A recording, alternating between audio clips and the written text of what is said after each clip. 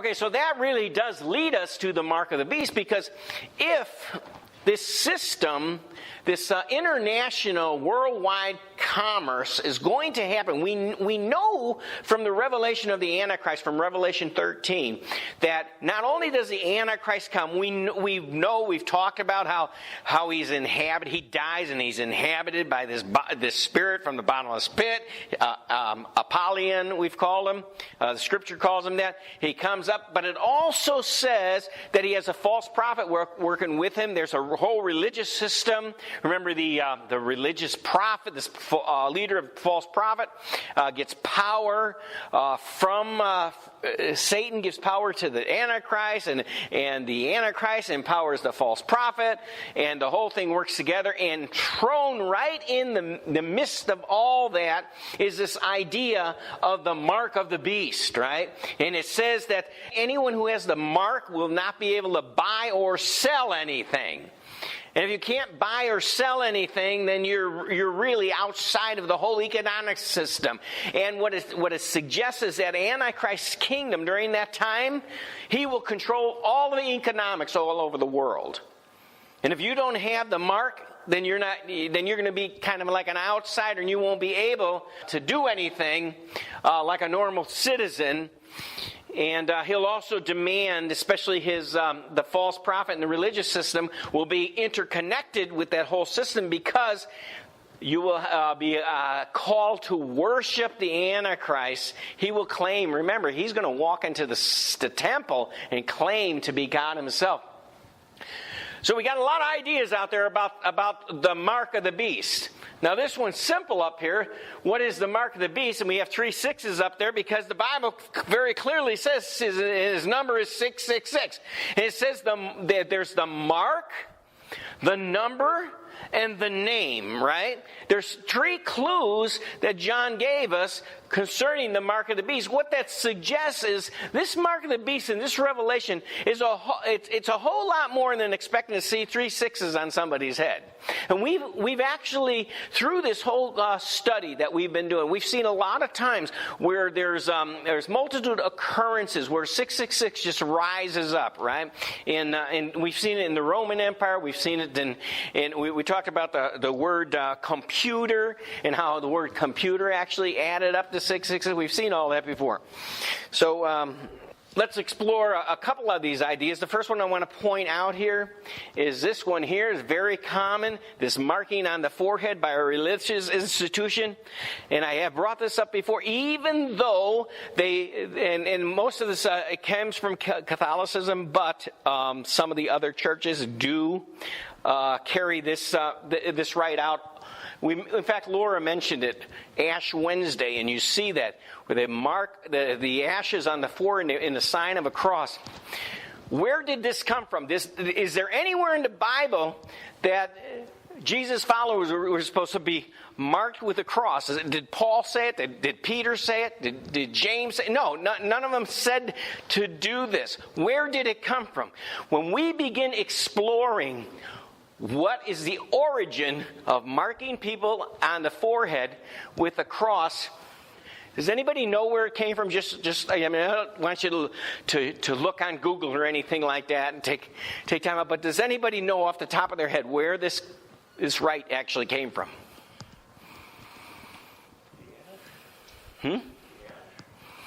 The marking people on the head with the cross. Well, it does, yeah, Catholicism. But where did it come from before Catholicism started? Okay, it came from the religion called the Mithraic rites. Mithra was the god of the ancient Persians, and all of his followers would be marked with a cross on their forehead. Well, isn't that coincidental that we borrowed that? Churches that do that, they borrow that from Mithra. Now, Mithra, not only, even though they did it in Persia, during Jesus' time throughout the Roman Empire, the greatest known religion at that time, it was worship of the sun, and the greatest religion in practice throughout the whole Roman Empire was called Mithra, the worship of Mithra. And all over the Roman Empire, the Mithra religion marked their people with a cross on their forehead. And the cross represented the sun god Mithra. So that's where it came from. How did it get into Christianity? Well, actually, I don't think it ever came into Christianity. It came into Catholicism. It came in other. Remember, the Bible talks about Babylon the Great. It also it says that she is the mother of harlots. That means there's children as well, right? It's a mother of harlots, and there's children as well. This idea never should have come into Christianity. Now, obviously, there are Christians involved in it, but they don't know any better. That's the problem. They don't know any better. But I would strongly recommend that you stay away from this kind of thing, because I can't say 100%, but I think that this is a definite connection between the last day Antichrist kingdom and this mark of the beast. I can't tell you 100% how it's all connected. But remember, there's the Antichrist kingdom, there's the economic kingdom, there's the mark and the name and the number. And all of these things are interconnected. And this comes from the religious system, a mark of Mithra, the sun god. Of course, Nimrod, Tammuz. The cross was actually, Tammuz had the cross on his followers' heads as well.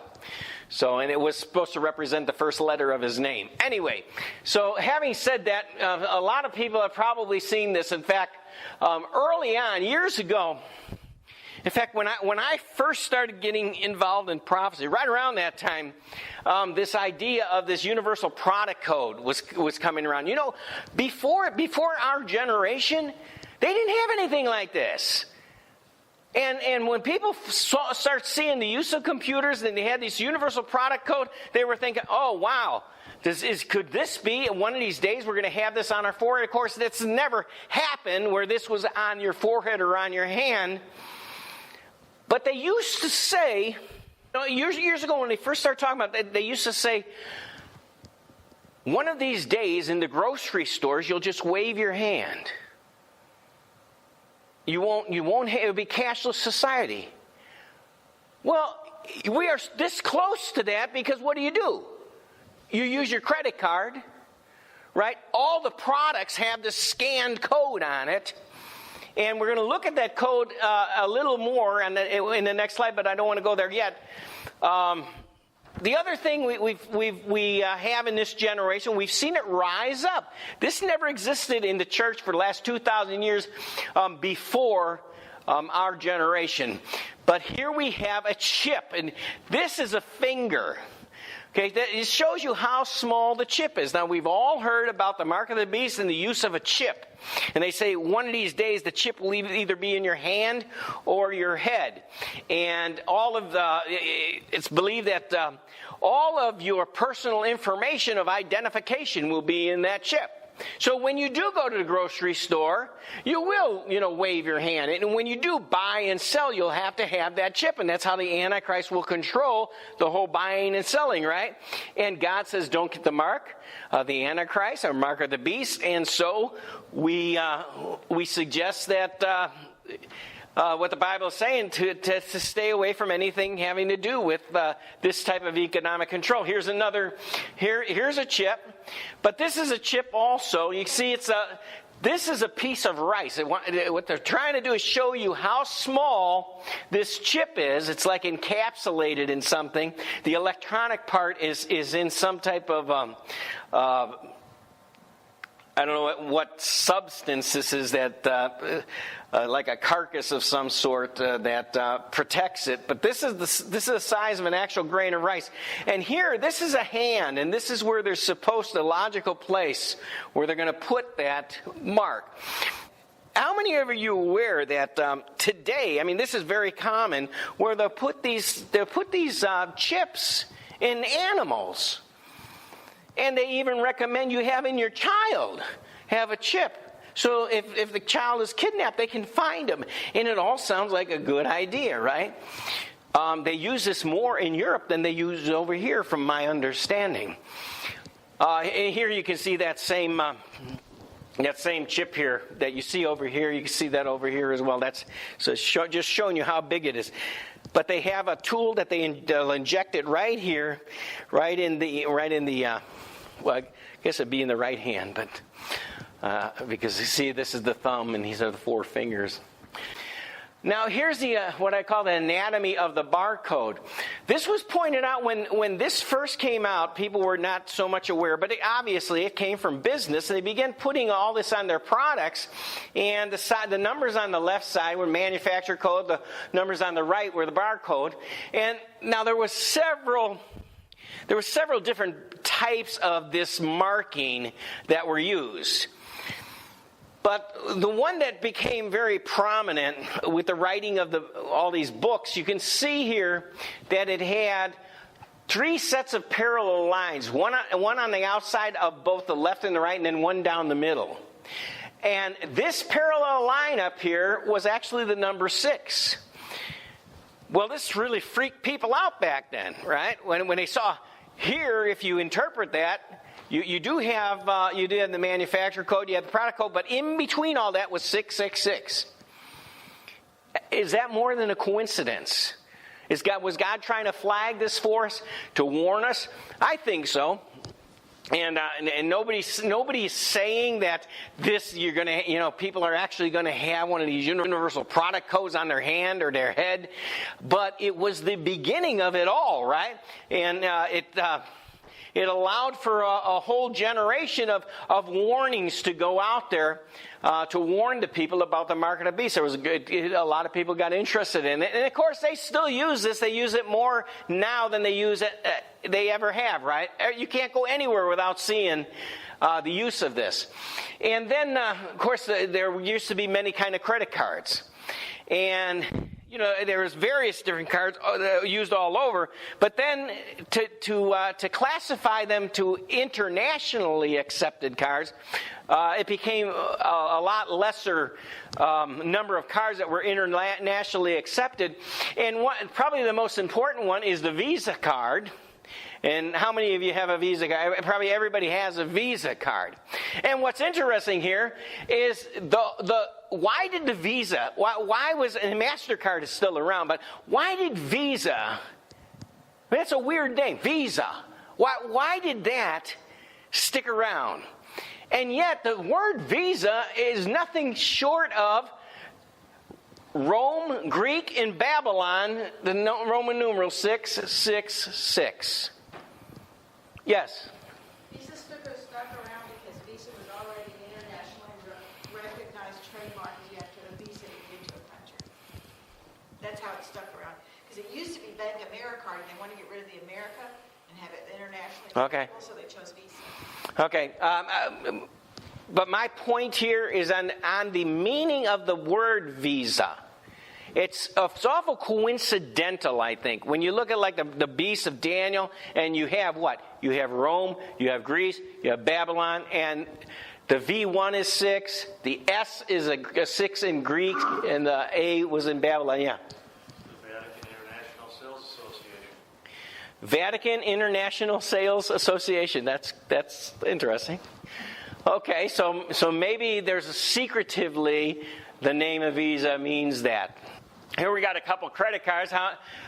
Most of you probably have a chip in your credit card, right? The whole idea is supposed to be to protect, a greater security. That's the whole idea here. Before they had the chip like this, I saw a lot of them coming out like this in the beginning. What that is, in either case, they both those cards use what's called an RFID, radio frequency identification. It works kind of like Wi-Fi. How many have heard that if you have these cards, it would be good to have like an aluminum wallet? Because people can walk up behind you and actually scan your card if it's in your wallet or in the back of your pants. Because it has an RFID chip. And we're going to see this. You'll see why. You'll see the connection as we go on here behind this. The reason they have an actual chip in the card nowadays, some of you have a PIN. If you have a chip and a PIN, it's much more secure than if you have a chip and not a PIN. And some credit cards actually present the account number. Whereas if you have one with a PIN, a lot of these credit cards today don't have the credit card the number anywhere. And even if you could scan the contents of the credit card, it wouldn't make any sense unless you had the PIN number to decipher it, from what I understand. But it would just be a bunch of numbers that you really wouldn't know. If you do scan and clone the credit cards like they are today with the chips on them, you can only use it once. Because what happens is the number, somehow that chip randomizes. So the transaction can only be used once, and then the card would be no good. So this is what I've heard. After of course, that you've reported it as stolen. On this slide, you can see labels. These are packing labels. This is not just a normal packing slip. This packing slip actually has, on the other side here, you can see this is like circuitry. This is the RFID chip on the packing label. You can see it comes like this. On the other, it has the universal product code on the outside, so you can read it with a scanner. But it also has this RFID chip on it, and it can be printed off on a regular printer, and then you put the label on the box, okay, on the shipping box. You got the same thing here. You've seen this universal product code that you put label on all the products that you have or that you're selling in business. I used to sell books and tapes on the web at Amazon. Anything you sell on Amazon, books or tapes, you had to have the universal product code on there, a label on there. But you can see what they've done is under here, see, it's still the same old label, but under here you've got the circuitry of the RFID chip. Up here is basically another type of label for the RFID chip. We're familiar with radio wave. We used to have transistor radios. So we're familiar, that's speaking of our age, right? But today we're familiar with Wi-Fi. And this really works kind of like Wi-Fi. You get this, when you have a label, a radio frequency identification chip that's in a label, that's like radiates out there into the air. And if you have a receiver, you can pick that up right out of the air. And that's why with your credit card, you have it in your back pockets, somebody comes with a scanner and right behind you, and they can actually pick it up because that RFID chip on your credit card is shooting out that information, and you can actually capture it. So again, they make aluminum wallets for that, but from what I understand, they don't work as good as just taking 2 sheets of aluminum foil, putting it together, putting some like duct tape around it, and then you can put your credit cards in there, and they actually work better than those aluminum wallets. So you can do a makeshift one. Anyway, I don't know why. I don't know why that is. It's just what they were saying. Here you can see, here they have the labels, the RFID labels on these boxes that are being shipped. You got a water heater up there. You got, I don't know what this is supposed to be, some sort of a cage, but you got boxes here. And you can see here, you see that the label, it's not connected to electricity or anything, but here you've got a receiver in the room somewhere, and it can read those labels off of all those boxes at the same time. And those labels tell the receiver not only where it is, but what it is. All that is embedded in the number system in the label. Now we have an actual warehouse. I was completely foreign to this until about 6 years ago. I actually worked on an application at Hospira where they were using this in their inventory. And so I worked with computer systems, and they were implementing this at the company that I worked for. And now you can see, this is a typical warehouse, and you can see everywhere this arrow is, it's finding those RFID chips. And you can see if you follow up those arrows to the other end, there's a receiver in this corner on the left hand top, and then on the right hand top there's another receiver. But everywhere there's a label, and of course they only have these arrows, but everything has a label on it. So those receivers are picking up those boxes all over, and it can tell not only what's in the box, but the shipment number, the information, when was it shipped, what location it was shipped from, what's in the box. And you don't need a human being to open up that box. In fact, what happens is the delivery truck, this is the way things are done nowadays. See, before they used to deliver the box, and then you had a human being with a scanner, and they would scan the stuff. And then it would go into your computer, and you'd have your inventory, right? And then whenever you moved it to a location in a warehouse, you would scan it, and then it would say, okay, now it's in inventory at this location. But then if you moved it to another location in another warehouse, you'd have to scan it again, right? But now it's all done automatically. You do not need a human being. As soon as the truck comes in, ready to unload, as soon as they open the door, there's a scanner on the outside, and it read everything by RFID, radio frequency. It read everything that's in that truck. So it knows the manufacturer has delivered that information. And now, when the human body takes it, a forklift takes it and moves it into, as soon as it goes into storage, it goes right through the door, boom, it's in the computer. Now it's in your inventory. And then wherever you move it, it keeps track of everything, just like this picture shows. This is tremendous. I don't know. This is really tremendous, the age and the technology we live in. And just think about how this equates to the technology that will be used to control people in the buying and selling in e-commerce. So there's a connection here. Here's some, we'll read the text here. By simply applying an RFID label, you would have thought, see, here's the thing that shocked me. I would have thought, okay, so this is possible, but you would have needed like a battery on this thing, right? No, you don't need a battery. The label itself sends the frequency. The receiver is connected to electricity, and it can pull that right from the label. There's nothing sending it there. You don't have a battery on your credit card, do you? It's sending it, and the receiver can pull it, and you see it can pull it from all over. By simply applying it, and you can print it off with a regular printer. By simply applying, because the label, it's already on the label.